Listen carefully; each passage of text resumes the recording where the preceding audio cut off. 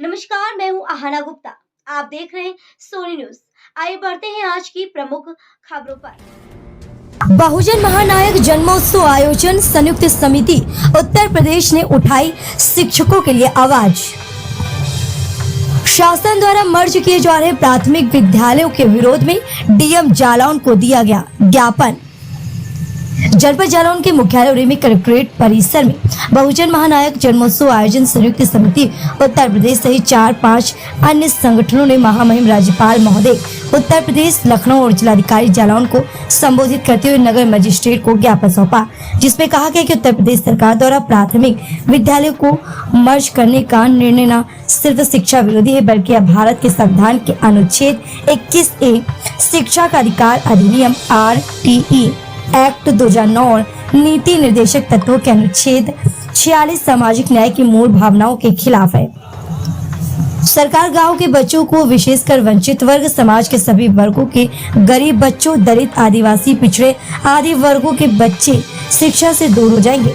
जिन स्कूलों को छोटा कहकर बंद किया जा रहा वही गाँव के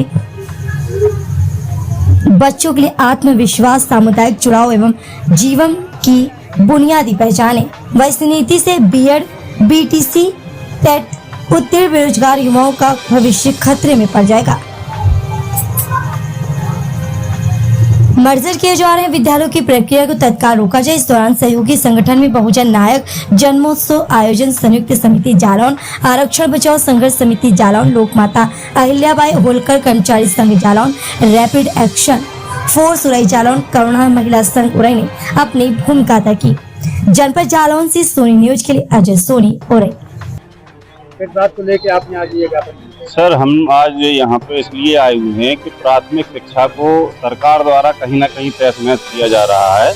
उसका कारण ये है कि जो RTE एक्ट 2009 ये कहता है कि जो स्कूल हैं वो बच्चों के नियरेस्ट होने चाहिए, जितने पास होने चाहिए, लेकिन सरकार के द्वारा जो मर्जिंग प्रोसेस चालू की जा रही है उसमें स्कूल बच्चों से दूर हो रहे हैं।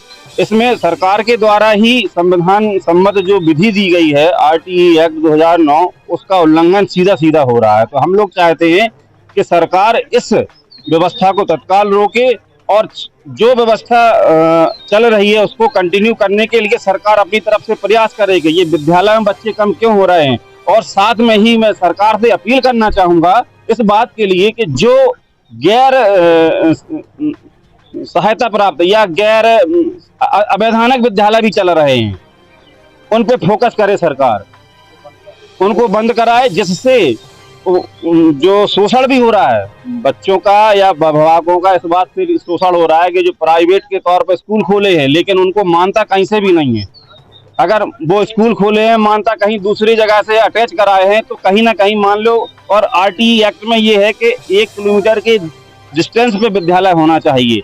अगर प्राइवेट विद्यालय को मान्यता दी जाती है तो कम से कम 1 किलोमीटर की डिस्टेंस होनी चाहिए, लेकिन आज हम देख रहे हैं कि प्राथमिक स्कूल के बगल में ही एक निजी स्कूल तैयार हो रहा है। कहीं ना कहीं जो समाज का गरीब तबका है वो RTE एक्ट से शिक्षा से वंचित होने की कगार पर खड़ा हो गया है। अगर सरकार इस निर्णय को वापस नहीं लेती है तो हम लोग आगे की प्रक्रिया में आंदोलन भी कर सकते हैं। अगर सरकार का कहना ये है कि हमारा ये कदम जो है विद्यालयों में कम बच्चे और टीचर ज्यादा होने की वजह से, इस बात से आपकी? मैं सर इस बात के लिए सहमत नहीं हूँ। विद्यालय में बच्चे कम क्यों हो रहे हैं? आप बहुत सारी योजनाओं को फोकस करते हो, आप शिक्षा पर फोकस क्यों नहीं कर रहे हैं?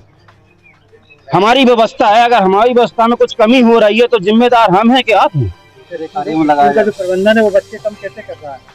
स्कूल का प्रबंधन क्या है? जब निजीकरण की तरफ आप व्यवस्था को ले जा रहे हैं। स्कूल प्रबंधन की कमी नहीं है, कमी है हमारी खुद की, कि हमारे अधिकारियों से अगर हम कहते हैं कि साहब जो अवैध स्कूल चल रहे हैं कृपया निरीक्षण करिए, तो वो सीट नहीं छोड़ रहे हैं, तो कैसे ये रुक पाएगा? तो आगामी आपका क्या लगता है? शिक्षकों को आधार कार्यों में लगाया जाता है? आगामी यही है कि हमारी सारे संगठनों की कोशिश ये है कि ये प्रक्रिया रुके, और सरकार नहीं रोकती है तो हम लोग आगे की रणनीति आंदोलन की बनाएंगे।